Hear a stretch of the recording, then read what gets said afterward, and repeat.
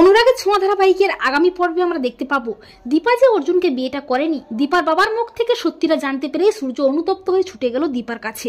হ্যাঁ বন্ধুরা, আমরা এমনটাই দেখতে পাবো অনুরাগের ছোঁয়া ধারাবাহিকের আগামী পর্বগুলোতে। অর্জুন দীপা বিয়ের জন্য মন্দিরের ভেতরে যায়, আর মন্দিরের ভেতরে গিয়ে তারা মিথ্যে বিয়ের নাটক করে। আর এই বিয়ের সাক্ষী ঈশ্বর ছাড়াও, পুরোহিত ছাড়াও আরো একজন থাকে, সে হলো দীপার বাবা। কিন্তু অর্জুন দীপার বাবাকে দিয়ে ঠাকুরের সামনে প্রতিজ্ঞা করিয়ে নেয় যে তিনি যেন এসব কথা কাউকে কিচ্ছুটি না বলে।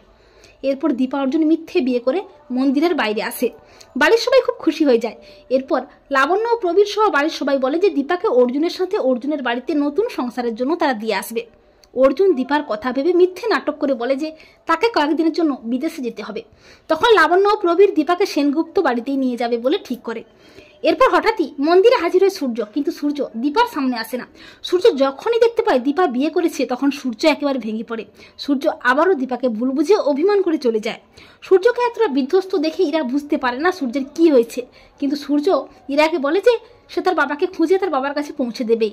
তার জন্য সূর্য কলকাতাতেই থেকে যায়।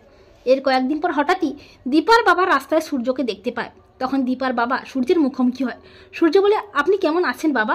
অবশ্য আপনাদের ভালো থাকারই কথা, আপনার মেয়ে আবার বিয়ে করে সুখে শান্তিতে সংসার করছে। তখন দীপার বাবা বলে যে তুমি কি করে জানলে সূর্য? সূর্য বলে, আমি সব জানি, আমি সেদিন দীপার কাছে গিয়েছিলাম, কিন্তু ও বিয়ে করেছে দেখে আমি ফিরে এসেছি। তখন দীপার বাবা বলে যে সূর্য, তুমি যা দেখছো সবটা সত্যি নয়। সেদিনে মন্দিরে বিয়ের সাক্ষী আমি ছিলাম। দীপা অর্জুনকে বিয়েটা করেনি, দীপা আজও তোমাকেই ভালোবাসে সূর্য। তাই তো ও তোমার দেওয়া শাখা সিঁদুর আবারও গ্রহণ করেছে ঈশ্বরের সামনে। রূপা দিদি ভাই ভীষণ অসুস্থ, ওকে বাঁচাতে বাধ্য হয়ে ওই মিথ্যে বিয়ের নাটকটা করেছে। অবশ্য তুমি আমার কথা নাই বা বিশ্বাস করতে পারো। এই বলে দীপার বাবা চলে যায়। এরপর সূর্য বলে, উনি যা বললেন তা যদি সত্যি হয় তাহলে আমার অনেক বড় ভুল হয়ে গেছে, আমি আবারও দীপাকে ভুল বুঝলাম। আর রূপামা অসুস্থ, এই বলে সূর্য অনুতপ্ত হয়ে ছুটে যায় দীপার কাছে। দীপাকে যখন জয়, উর্মি, কাকিয়া সবাই মিলে অপমান করছিল, তখন সূর্য হাজির হয়ে সূর্য চিৎকার করে বলে, দীপা কোনো অন্যায় করেনি, আমি সব জেনে গেছি। দীপা, তুমি আজও আমাকেই ভালোবাসো, তাই তুমি রূপামাকে সুস্থ করতে রূপামার কথা ভেবে অর্জুনের সাথে মিথ্যে বিয়ে নাটক করেছো।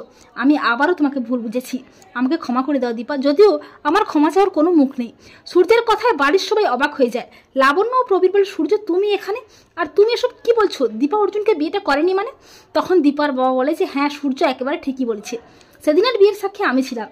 দীপা অর্জুনকে বিয়েটা করেনি, দীপা সূর্যকেই ভালোবাসে, তাই সূর্যের নামে শাখা সিঁদুরটা পড়েছে ঈশ্বরের সামনে।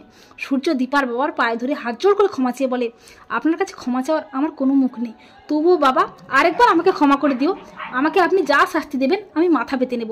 তো বন্ধুরা, তোমরা এটাই চাও তো যে দীপাকে যে অর্জুন বিয়েটা করেনি, তা দীপার বাবার মুখ থেকে সত্যিটা জানতে পেরেই সূর্য যেন ফিরে আসে দীপার কাছে? কমেন্ট করে জানিয়ে দাও তোমাদের মতামতটি।